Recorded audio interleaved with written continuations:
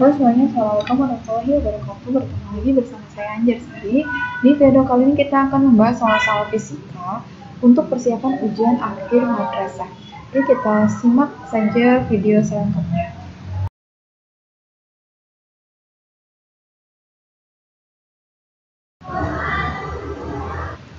Soal nomor 1, di sini ada soal tentang pengukuran. Ini ditunjukkan sebuah gambar mikrometer scope-nya. Nah, yang ditanyakan di soal ini adalah hasil pengukuran dari gambar mikrometer scope tersebut. Untuk mikrometer scope, di sini ada bagian-bagiannya ya, yaitu ada skala utama ya. Ada skala utama dan ada skala nonius atau skala putar ya. Sini skala putar atau skala nonius. Nah, yang pertama harus kita lihat adalah skala utama ya. Di sini ada 0, kalau 0, kemudian ada garis di bawah berarti 0, 0,5, 1, 1,5, 2, 2,5. Nah, di sini kita lihat ya batas dari skala putar sampai 2,5 ya. Skala utamanya sebelum dibatasi dengan skala putarnya yaitu 2,5 ya. Kemudian setelah itu kita lihat skala putar atau skala noniusnya. Nah, kita bacanya dari bawah ke atas ya. Kalau di sini 35, 36, 37, 38, 39, 40 ya. Nah, kita lihat yang sejajar ya, yang sejajar dengan skala utama ya. Dan di sini batasnya itu 35, 36, 37, 38 ya sampai sini ya. Kalau ini sudah lewat dari garis skala utama. Nah, skala putarnya berarti 35. Nah, 35-nya kita bagi dulu sama 100. 35 dibagi 100 yaitu 0,35. Nah, setelah itu kita tambahkan skala utama dan skala putar atau skala noniusnya. 2,5 ditambah dengan 0,35. Jadi hasilnya adalah 2,85 ya. Jadi hasil pengukuran dari mikrometer tersebut adalah 2,85 dengan satuan milimeter.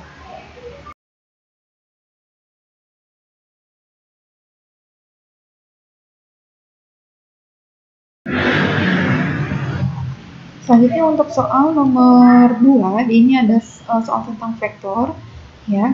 Di sini ada 3 vektor, ada yang pertama ini ada 5 Newton, kemudian 10 Newton, ada 5 Newton. Nah, sumbunya terhadap X 60 derajat ya. Kemudian ini juga yang 10 Newton terhadap sumbu X sudutnya ada 60 derajat. Yang ditanyakan di sini adalah berapa resultan gaya pada sumbu X. Nah, kalau hanya sumbu X berarti kita hanya fokus ke sumbu X saja ya, tidak usah melihat yang sumbu Y. Oke, kita lihat ya, untuk soal nomor 2 ini, kita lihat dulu yang sebelah kanan, yang nilai X-nya itu positif ya. Di sini kita tandain dulu aja ya, ini F5 ini sebagai F1, yang ini F2, kemudian F3 ya, ini F3. Kita fokus dulu ke F1 ya. Nah, F1 itu kan membentuk sudut 60 derajat terhadap sumbu X. Berarti untuk F1 nilainya 5 dikali cos 60 derajat ya. Dikali cos 60 derajat. 5 cos 60 derajat itu adalah setengah ya. Setengah berarti F1-nya adalah 2,5 meter. Kemudian F2, nah yang F2 ini 10 nilainya ya. Ini juga membentuk 60 derajat terhadap sumbu X. Berarti ini juga samanya F2 sama dengan 10 dikali cos 60 derajat ya, dikali cos 60 derajat. 10 cos 60 derajat juga setengah ya, berarti 10 dikali setengah hasilnya adalah 5. Kemudian yang F3, nah F3 ini kan tidak membentuk sudut ya, dia itu sejajar dengan sumbu X-nya, jadi tidak usah dihitung nilai cos-nya. Maka untuk Fx totalnya, Xn total, pertama kita jumlahkan dulu yang nilainya positif yang di sebelah kanan, yaitu F1 ditambah dengan F2 ya, kita kurangin dulu, lalu nanti dikurangi sama F3 ya. F1 nilainya 2,5, F2 nilainya 5 ya, 2,5 ditambah 5. Kemudian F3-nya 5 ya, F3-nya 5. Nah, 2,5 ditambah 5 berarti 7,5 ya. 7,5 dikurangi 5 hasilnya adalah 2,5 Newton ya, dengan satuan Newton ya. Jadi untuk resultan terhadap sumbu X-nya itu adalah 2,5 Newton.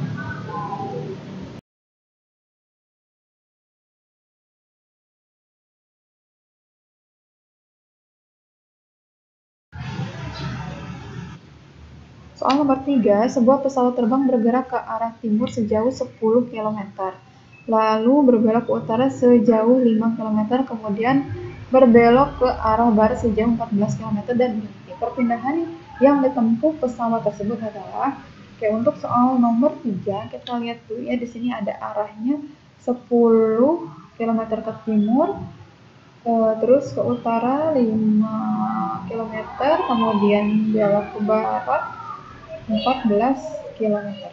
Nah, kita untuk soal nomor 3, kita gambarkan terlebih dahulu ya arah mata angin. Arah mata angin ya, yang atas utara, yang sebelah kiri berarti ini timur, kemudian selatan dan barat ya. Nah, yang pertama itu dia arahnya itu ke utara ya. Ke timur dulu ya, timur sejauh 10 km ya, ke timur sejauh 10 km, 10 km, kemudian belok ke utara sejauh 5 km, dan berbelok ke barat sejauh 14 km ya, 14 km. Nah, yang harus diperhatikan di sini adalah melihat dari titik awal atau posisi awal dan posisi akhir ya, posisi awal dan posisi akhir. Nah, posisi awalnya kan di sini ya, di T1, kemudian posisi akhirnya itu di T2. Nah, untuk mencari perpindahan tersebut kita harus melihat selisih dari perpindahan awal dan perpindahan akhir. Tapi karena ini bentuknya seperti jebar genjang, jadi kita lihat dulu ya, titik awal dan titik akhir kita tarik garis, titik-titik atau garis putus-putus. Kemudian, nah, kita cari selisih dari yang pertama di sini ada yang ke arah timur dan ke arah barat ya. Ke arah timur itu 10 kilo, kemudian ke arah barat itu 14 kilo. Berarti di sini selisihnya itu adalah 4 kilo ya, 4 km. Nah, kemudian yang selanjutnya kita lihat ini garis yang tegak yang ke arah utara itu masih tetap ya 5 km. Maka untuk perpindahannya ya, nilainya itu adalah 5 kuadrat ditambah dengan 4 kuadrat ya. 5 kuadrat itu dari ini ya, dari perpindahan timur ke utara 5 km, dan 4 itu selisih dari arah timur dan arah barat, yaitu 10 dikurangi 4 km ya, 14 dikurangi 10, 4 km. Nah, 5 kuadrat berarti 25, 4 kuadrat berarti 16 ya. Jadi 25 ditambah 16 ya, hasilnya adalah 41 ya. Jadi perpindahan dari pesawat tersebut adalah akar 41 km ya.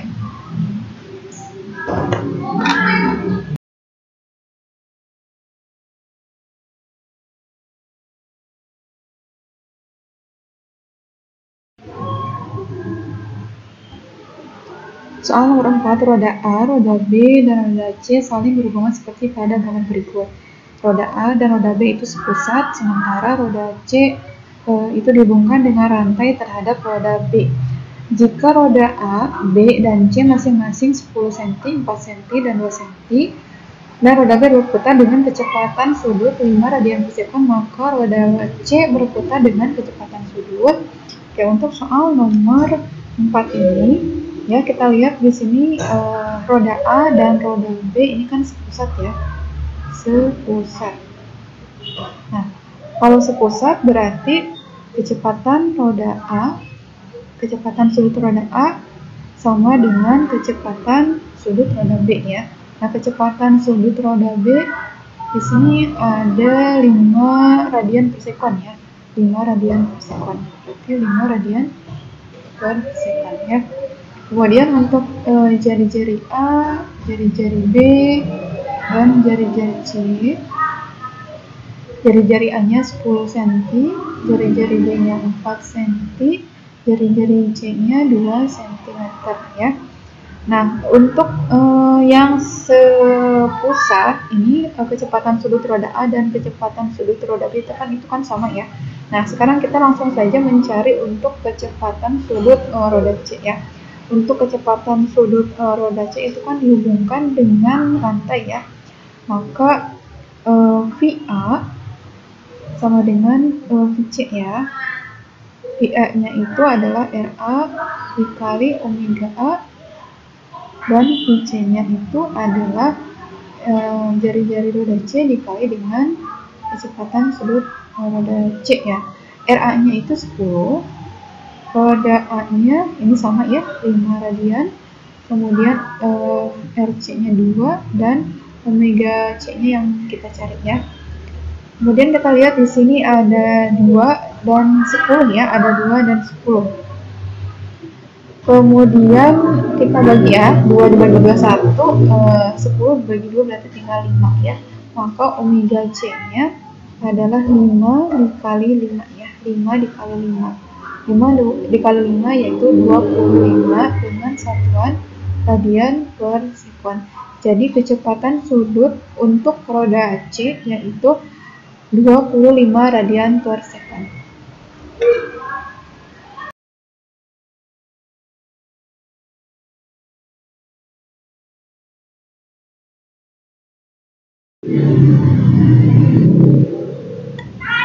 Soal nomor 5, perhatikan menu berikut. Titik berat pada bangun datar tersebut adalah, untuk soal nomor 5 di sini untuk mempermudah perhitungan kita bagi 2 terlebih dahulu untuk bangun datarnya. Ya, ini batas bangun datar yang pertama untuk persegi panjang dan ini persegi ya. Kemudian kita hitung terlebih dahulu untuk luas bangun datar yang pertama yaitu A1. A1 di sini berarti 3 ya, 3 dan 6 ya, 3 dikali 6. 3 dikali 6 berarti 18 cm persegi. Kemudian bangun datar yang kedua, ini batas di sumbu Y-nya itu 3 dan untuk X-nya selisih 6 dan 3 ya, selisih 6 dan 3 berarti 3 ya. Berarti A2-nya yaitu 3 dikali 3 ya. 3 dikali 3 yaitu 9 cm persegi. Kemudian setelah itu kita mencari titik potong sumbu X dan sumbu Y. Untuk sumbu X di bangun datar yang pertama, lihat ya, berarti tengah-tengah 3, tengah-tengah 3 itu berarti 1,5 ya, atau 3 dibagi 2 itu 1,5. Berarti X yang pertama ini adalah 1,5 cm. Kemudian untuk Y yang pertama, ini tengah-tengah ya, perpotongan di sini, ini pas dengan angka 3 ya, berarti Y1-nya adalah 3 cm. Kemudian yang X yang kedua ya, X yang kedua di bangun datar yang kedua, di sini tengah-tengah 3 dan 6 ya, tengah-tengah 3 dan 6. Kalau di sini 3 berarti 4 ya, di sini 5 ya. Nah, tengah-tengah antara 4 dan 5 berarti 4,5. Maka X keduanya yaitu 4,5. Dan Y yang kedua berarti tengah-tengah 3 ya, tengah-tengah 3 atau 3 dibagi 2 yaitu 1,5. Nah, setelah itu untuk memudahkan perhitungan, saya biasanya membuat tabel terlebih dahulu ya. Kita buat tabel. Nah, di sini bangun yang pertama, bangun yang kedua. Kemudian untuk luasnya, luas yang pertama itu kan 18. Luas yang keduanya kan 9 ya. Dan X-nya, X yang pertamanya 1,5. X yang keduanya ini 4,5. Kemudian Y yang pertamanya itu ini 3. Terus Y yang keduanya yaitu 1,5 ya. Nah, setelah itu Tabel selanjutnya adalah perkalian A dikali dengan X. A dikali dengan X. Yang pertama ada 18 dikali dengan 1,5 ya. 18 dikali 1,5 yaitu 27. Dan yang kedua 9 dikali 4,5. 9 dikali 4,5 40,5. Terus yang selanjutnya A dikali Y. A dikali Y berarti 18 dikali 3 ya. 18 dikali 3 54.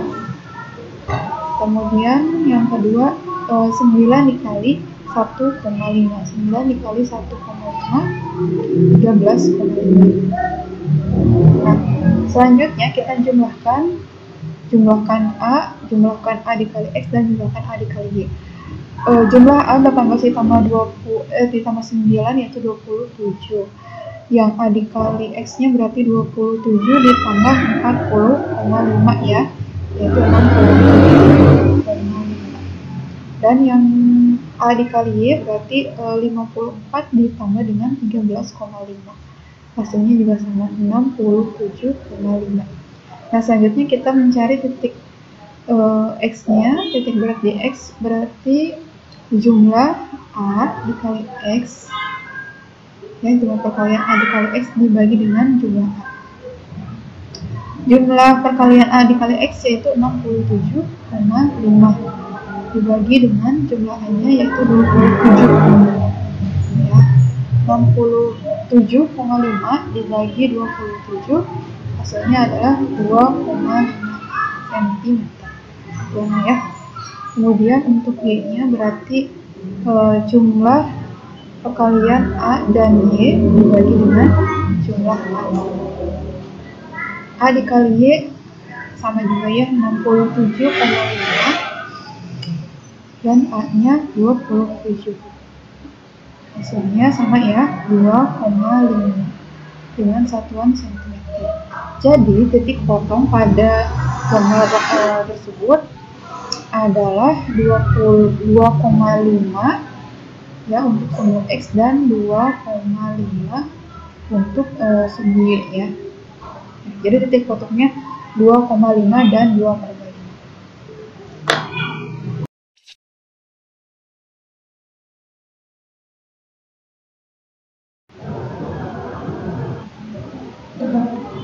Soal nomor 6, seorang siswa menaikkan balok bermassa 25 kg pada bidang miring dari dasar hingga puncak seperti pada gambar berikut. Nah, ini gambarnya ya.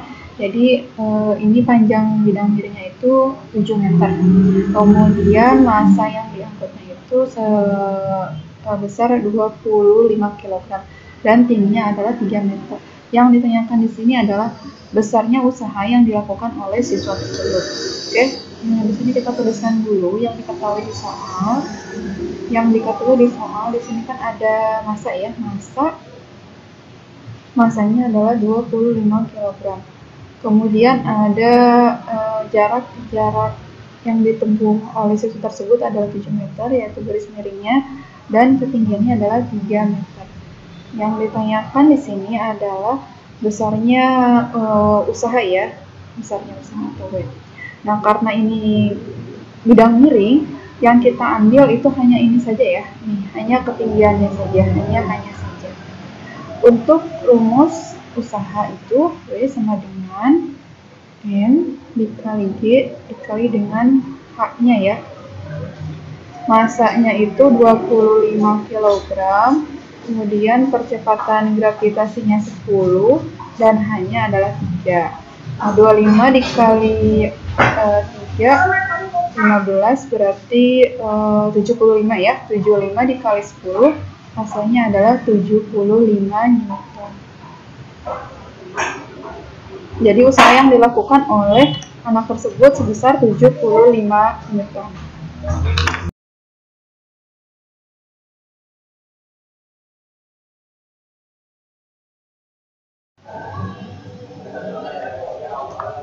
Soal nomor 7, 3 buah pegas identik disusun seperti pada gambar.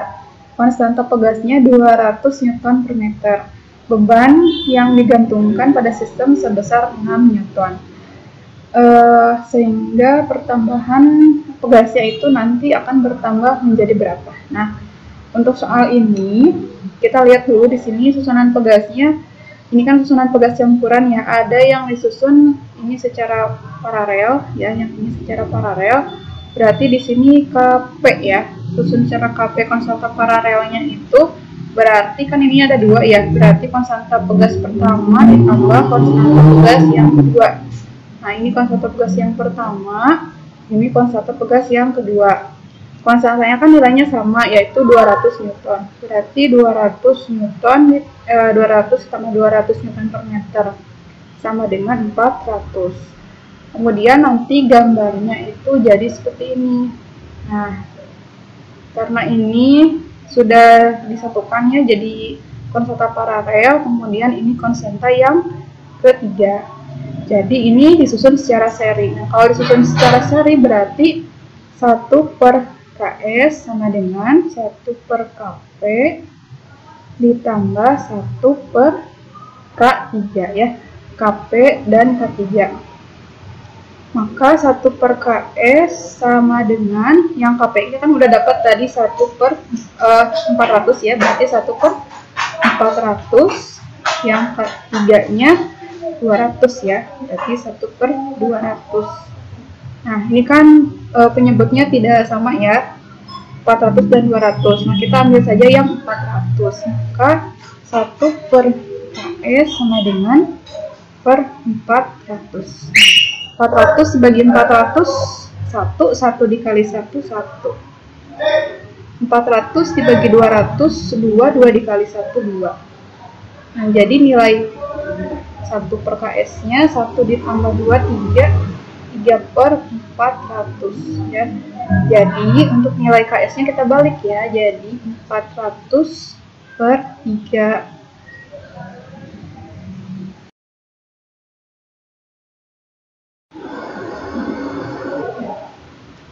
Maka untuk mencari pertambahan pegasnya, kita ke rumus hukum Hooke ya.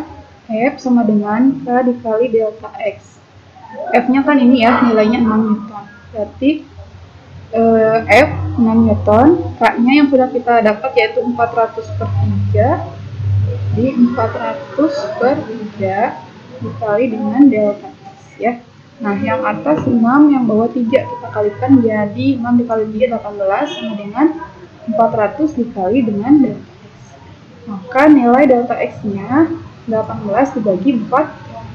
18 dibagi 400 adalah 0,045 dengan satuan meter. Kalau kita mau rubah ke cm, kita tinggal kali 100 ya. Jadi 0,045 dikali 100 hasilnya 4,5 cm. Ya. Jadi pertambahan panjang pada sistem pegas ini adalah 4,5 cm.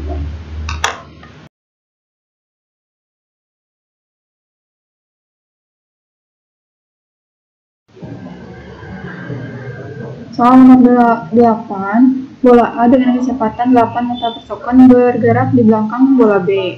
Ya, bola B-nya menuju ke arah kanan, ya. Bola A juga sama, ada di belakang bola B dan ini juga ke arah kanan, ya. Terus bola B itu kecepatannya 6 meter per second ya, sementara bola A itu 8. Massa bola A 3 kilo dan massa bola B-nya 4 kilo. Jika tumbukan yang terjadi adalah lenting sempurna dan kecepatan bola B setelah bertumbukan itu adalah 6 meter per second, maka kecepatan bola A setelah tumbukan adalah, nah di soal ini yang perlu diperhatikan adalah tumbukan yang terjadi di sini adalah tumbukan lenting sempurna. Maka berlaku untuk tumbukan lenting sempurna, untuk nilai E-nya adalah 1 ya, nilai E-nya adalah 1. Nah, kita ke persamaan ini ya. E sama dengan negatif V2 aksen dikurangi V1 aksen dibagi V2 dikurangi dengan V1 ya. Nah, kalau misalnya tumbukannya lenting sempurna, maka persamaan yang kita pakai ini ya. Min V2 ditambah V1 sama dengan min V2 aksen ditambah dengan V1 aksen. Jadi kita langsung saja gunakan persamaan ini. Kemudian massa yang diketahui di sini tidak usah dihitung karena yang dihitung di sini hanyalah kecepatan awal dan kecepatan akhir. Oke, untuk nilai min V2 ya, V2-nya kita tulis aja dulu ya yang diketahui di soal. Di sini V2 itu berarti VB ya. V2 itu berarti VB. Nah, VB-nya itu adalah ini ya, 6 meter per sekon. Kemudian V1-nya berarti VA 8 meter per sekon. Kemudian setelah tumbukan VB-nya yaitu V2-nya berarti 6 meter per sekon. Yang ditanyakan di sini adalah V1 aksen ya, kecepatan bola A setelah bertumbukan. Oke, kita langsung saja masukkan persamaannya. Min V2 ditambah V1 sama dengan min V2 aksen ditambah V1 aksen. Min V2 berarti min 6 ditambah V1 berarti 8. Min V2 aksen berarti min 6 ditambah V1 aksen ya. V1 aksen berarti yang ditanyakan. Nah, min 6 ditambah min 8 hasilnya, min 6 ditambah 8 berarti 2. Min 6 ditambah dengan V1 aksen ya. Maka V1 aksennya berarti 2 ditambah 6 ya. 2 ditambah 6 bisa. Jadi 6-nya negatif, pindah ke ruas kiri jadi positif ya. Jadi 2 ditambah 6 hasilnya adalah 8 sama dengan V1 aksen. Jadi V1 aksennya sama dengan 8 dengan satuan meter per sekon.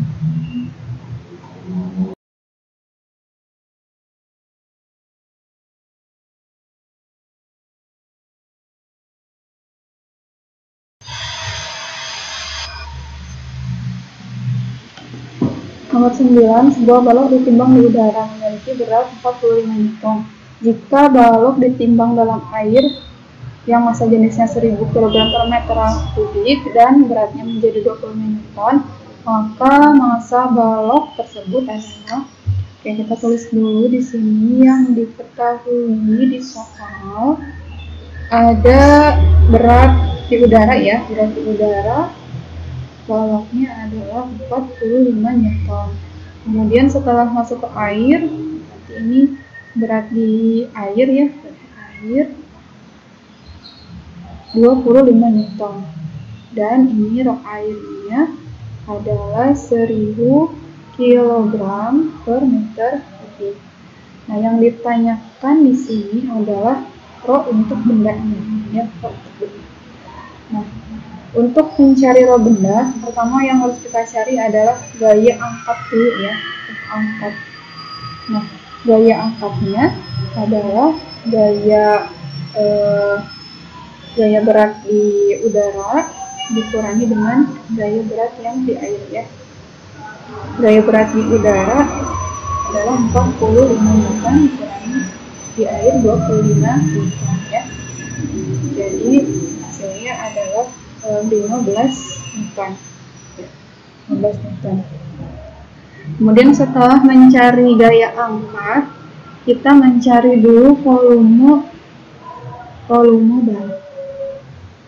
Volume balok dari rumus F angkat. F angkat ya, rumusnya adalah rho dikali B dikali dengan V ya. F angkat di sini 15 Newton yang sudah kita dapat tadi. Rho airnya 1000. Kemudian percepatan gravitasinya adalah 10 dan V baloknya yang kita cari. Jadi untuk V baloknya berarti 15 dibagi 1000 dikali 10 berarti 10.000 ya, 10.000 ya. Atau 15 dibagi dengan 10 pangkat 4 ya. Jadi 10.000 itu kan 10 pangkat 4. Nah, kita naikkan ke atas jadi 15 kali 10 pangkat min 4 meter kubik ya. Nah, ini untuk V balok, V untuk baloknya ya. Nah, setelah kita mencari V baloknya, baru kita mencari massa jenis baloknya ya. Massa jenis balok kita pakai rumus F lagi. F angkat sama dengan rho dikali G dikali dengan V ya. Nah, F-nya adalah beratnya di udara yaitu 45 Newton. 45 Newton. Rho-nya yang kita cari, kemudian G-nya 10, dan Pi-nya adalah 15 kali 10 pangkat min 4, ya, kali 10 pangkat min 4. Nah, untuk 45 sama 15 kita kan bisa perkecil ya, kita bisa bagi 5. Bagi 5, kemudian yang 15 juga kita bagi 5, ya. 45 dibagi 5 sisa 9. Kemudian dikali rho, nah ini 10 dikali 10 pangkat min 4 berarti hasilnya tinggal 10 pangkat min 3 ya, 10 pangkat min 3. Dan 15 bagi 5 hasilnya adalah 1 ya. Kemudian berarti rho di sini 15 dibagi 5 3, oke, rho-nya berarti 9 per 3 dikali 10 pangkat min 3 ya. 9 bagi 3 berarti 3 dibagi dengan 0,001 ya, karena ini min 3 berarti 0 nya ada di belakang 3, jadi hasilnya adalah 3000 ya, dengan satuan kilogram per meter kubik ya.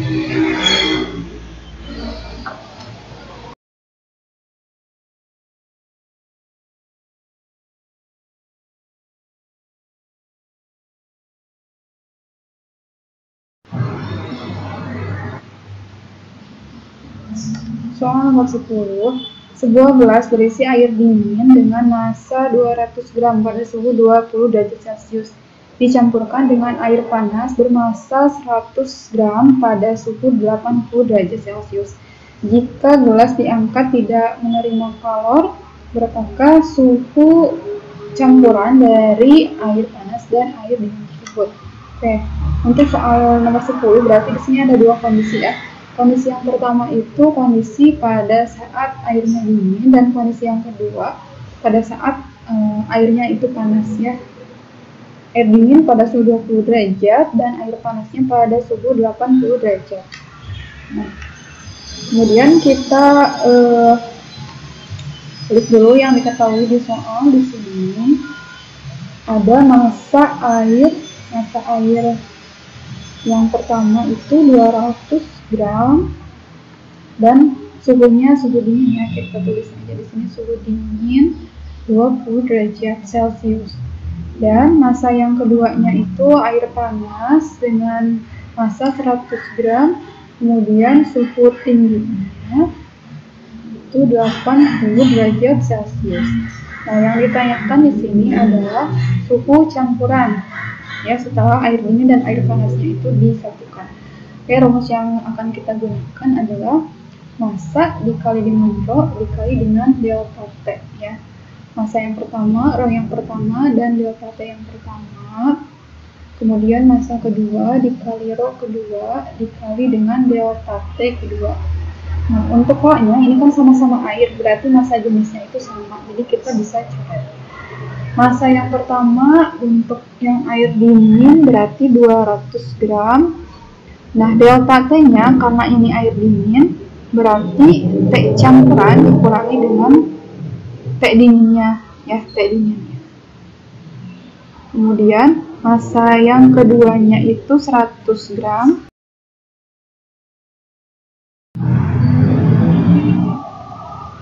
Massa yang keduanya berarti air pada suhu yang tinggi atau suhu yang panas, yaitu 100 gram ya.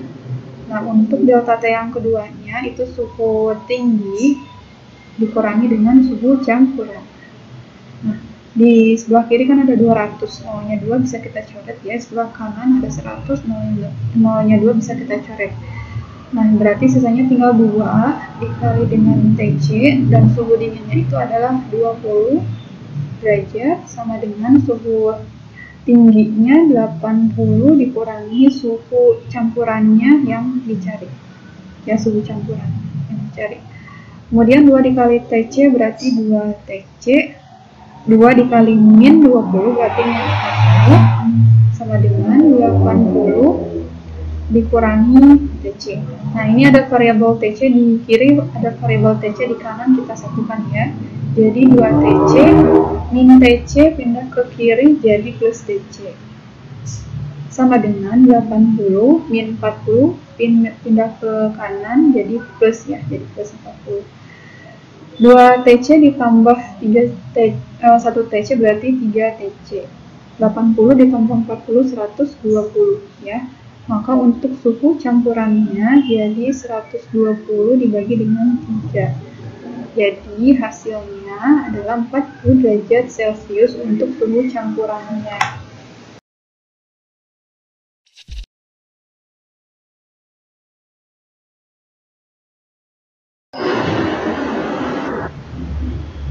Soal nomor 11.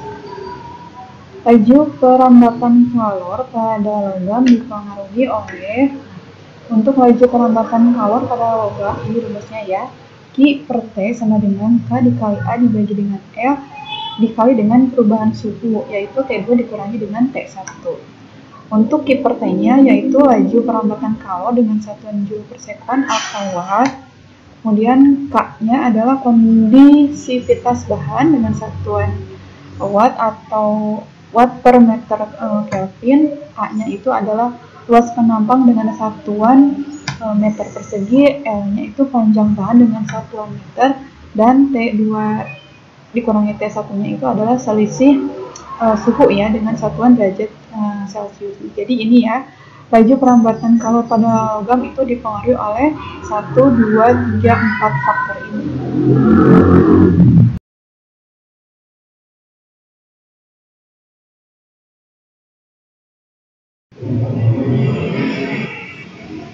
Soal nomor 12.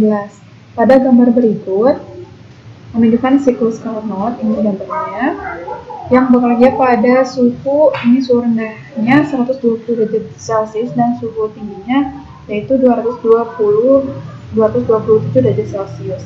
Jika kalor menyerap pada 3000 Joule dari reservoir suhu tinggi, maka Q2-nya itu sebesar berapa Joule ya. Nah, oke, kita lihat di sini untuk soal siklus Carnot, di sini kan ada Q1 ya. Nah, Q1 itu mengarah ke bawah dan menuju ke sistem. Ini menunjukkan Q1-nya itu menyerap kalor ya. Jadi karena dia masuk ke sistem berarti ini Q1-nya menyerap kalor. Kemudian Q2-nya ini keluar dari sistem, berarti Q2 di sini dia melepaskan kalor ya, melepaskan kalor. Dan W di sini adalah usaha yang bekerja pada siklus Carnot tersebut ya. Oke, kita tulis dulu yang diketahui di soal. Ada suhu rendah, suhu rendahnya itu adalah 127 ya, suhu derajat Celcius. Nah, suhu rendah ini berarti ini adalah T2-nya ya. Ini T2-nya. Nah, T2-nya karena ini satuannya derajat Celcius, kita rubah ke Kelvin yaitu ditambah dengan 270 ya.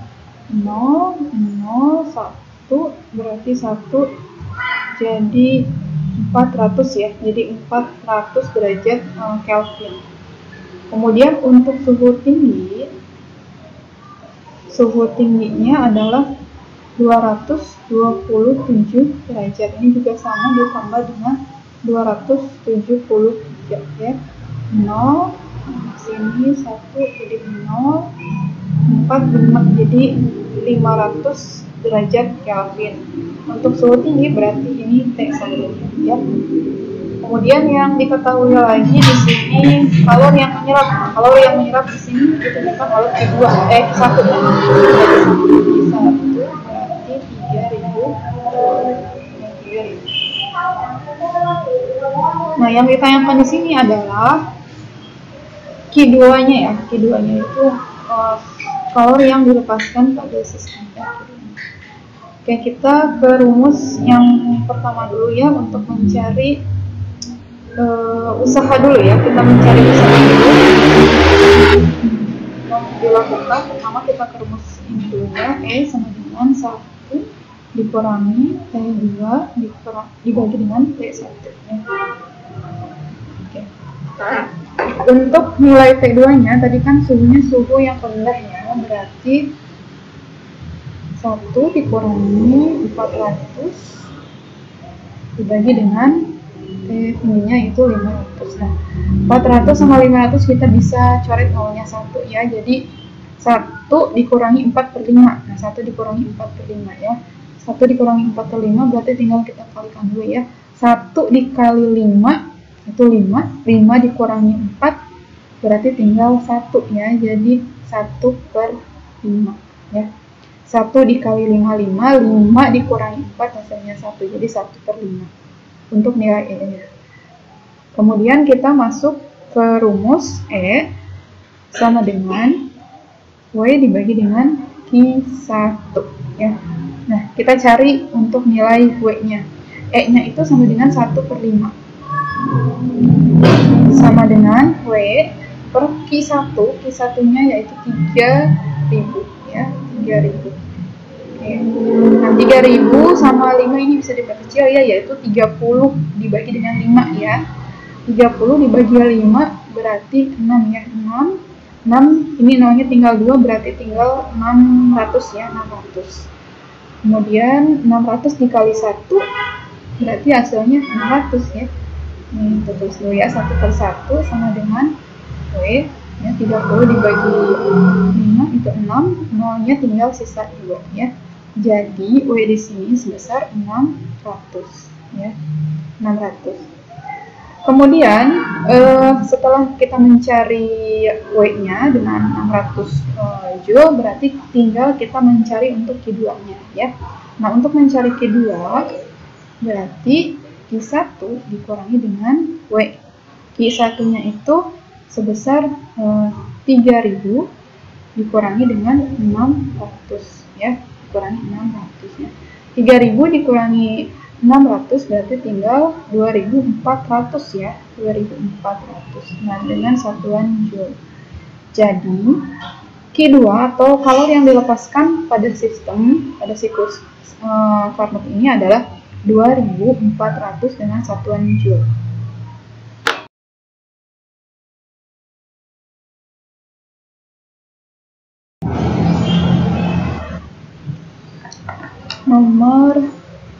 Nomor 13, perhatikan pada gambar perambatan gelombang pada sebuah selengki berikut. Perhatikan pada gambar perambatan gelombang pada selengki berikut. Jika waktu yang dibutuhkan dari kiri ya atau A dan ke kanan atau B adalah 1 sekon, maka cepat rambat pada gelombang selengki tersebut adalah, ya, kita lihat di soal. Di sini untuk gelombang pada selingki itu nilai 1 gelombang itu sama dengan 1 rapatan ditambah dengan 1 regangan ya. 1 rapatan ditambah dengan 1 regangan. Nah, kita lihat di soal, di gambarnya ini 1 rapatan 1 regangan berarti 1 gelombang. 1 rapatan 1 regangan berarti ada 2 ya. Ini N-nya adalah 2 gelombang. Kemudian jarak dari ujung kiri ke kanan atau dari ujung A ke ujung B-nya yaitu 40 cm ya. Maka 2 lambda ya, 2 lambda sama dengan 40 cm. Nah, lambdanya 40 dibagi dengan 2. Jadi lambdanya adalah 20 cm. Kemudian waktu yang ditempuhnya kan 1 detik ya, T-nya sama dengan 1 detik. 1 detik. Nah, kita cari dulu F-nya. Untuk mencari F itu adalah N dibagi dengan T. N-nya itu ini ya, sebanyak 2 gelombang. Kemudian T-nya sebesar 1 detik ya, sama 1 detik. Berarti 2 dibagi 1 hasilnya 2 dengan satuan Hertz. Kalau sudah dapat, ini lambdanya sudah dapat, kemudian F-nya sudah dapat, tinggal kita mencari cepat lambatnya ya, atau V-nya. V rumusnya adalah lambda dikali dengan F ya. V sama dengan lambda dikali dengan F. Lambdanya adalah 20 cm dan F-nya adalah 2 ya. Jadi 20 dikali 2 hasilnya 40. Satuannya cm per sekon. Kalau mau dibuat ke meter per second, tinggal kita bagi 100 ya. Jadi 40 dibagi 100 hasilnya 4, berarti 0, 1 di atas coret, 0, 1 di bawah coret, tinggal 4 dibagi 10 ya. 4 dibagi 10 hasilnya 0,4 dengan satuan meter per second. Jadi cepat lambat pada gelombang stream kita sebut adalah 0,4 dengan satuan meter per second.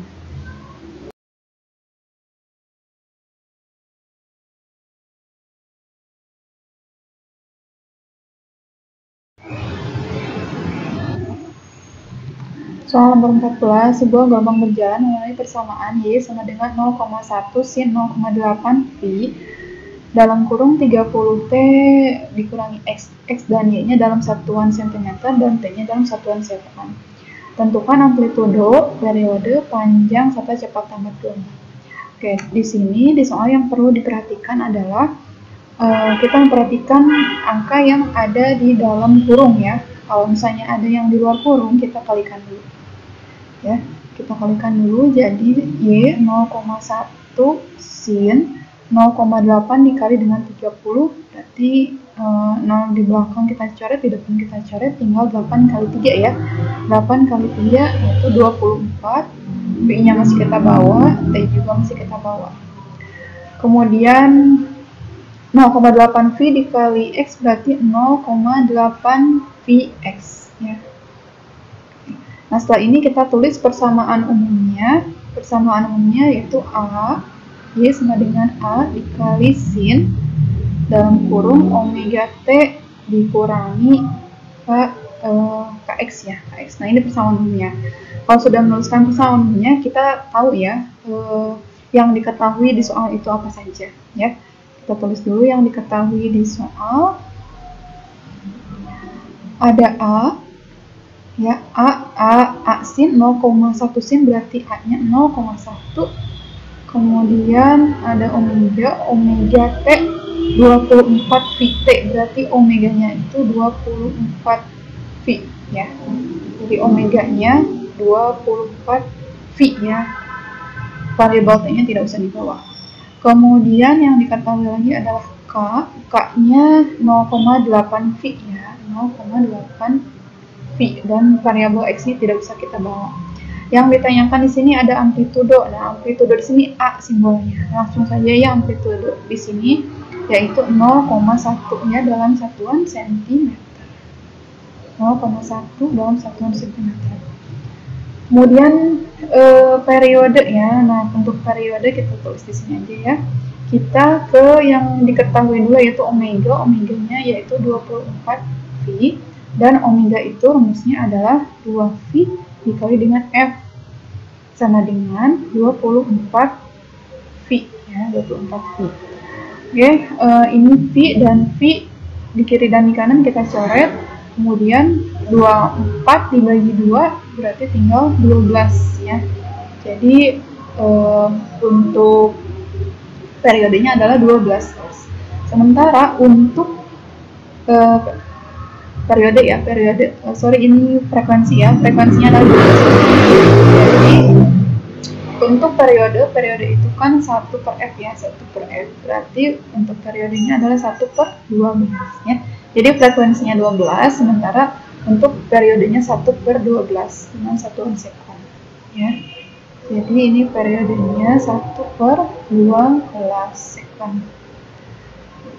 Kemudian panjang gelombang. Nah, panjang gelombang yang diketahui di sini adalah K-nya yang kita bawa ya untuk K. Nah, untuk K rumusnya K sama dengan 2V dibagi dengan lambda. Nah, K-nya itu kan nilainya 0,8. Kita masukkan 0,8 V sama dengan 2V dibagi dengan lambda ya. V di kanan, V di kiri kita coret, maka lambdanya adalah 2 dibagi dengan 0,8 ya, 2 dibagi 0,8. 2 dibagi 0,8 itu sama dengan 20 dibagi dengan 8 ya, 20 dibagi dengan 8.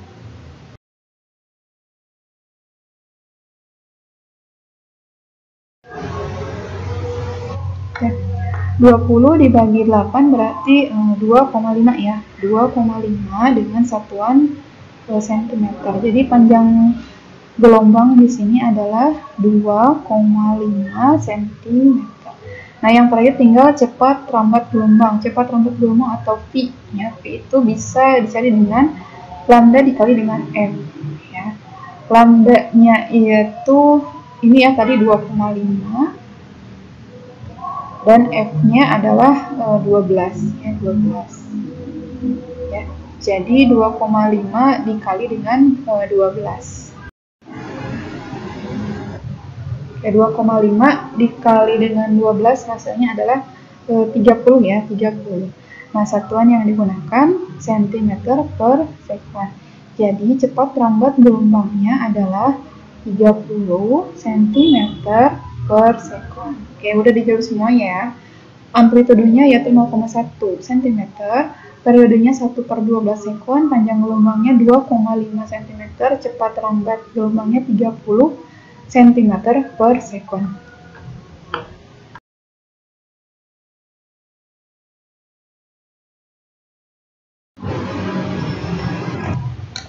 Soal yang ke-15 ini berkaitan dengan pemanfaatan gelombang elektromagnetik. Seperti yang kita ketahui, gelombang elektromagnetik itu terdiri dari ada gelombang radio, microwave, inframerah, cahaya tampak, ultraviolet, sinar X, dan sinar gamma.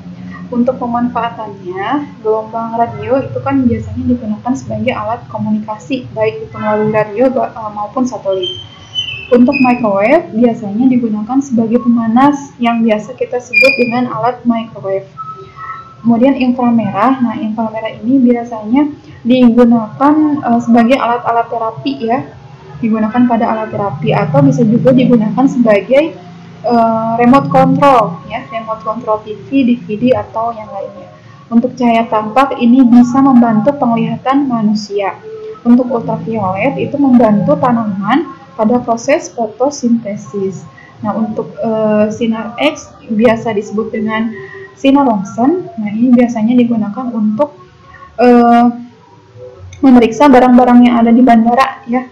Jadi kalau misalnya kita pergi ke bandara, diperiksa barang-barangnya, dilihat di dalamnya itu biasanya menggunakan sinar X, atau juga bisa digunakan untuk memotret organ-organ yang ada di dalam tubuh manusia ya.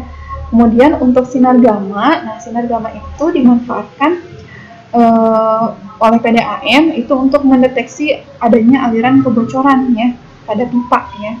Jadi sinar gamma bisa digunakan untuk merunut aliran suatu fluida pada aliran PDAM ya, atau untuk mendeteksi kebocoran. Nah, itu adalah berbagai macam manfaat gelombang elektromagnetik, mulai dari gelombang radio, microwave, inframerah, cahaya tampak, ultraviolet, sinar X, dan sinar gamma.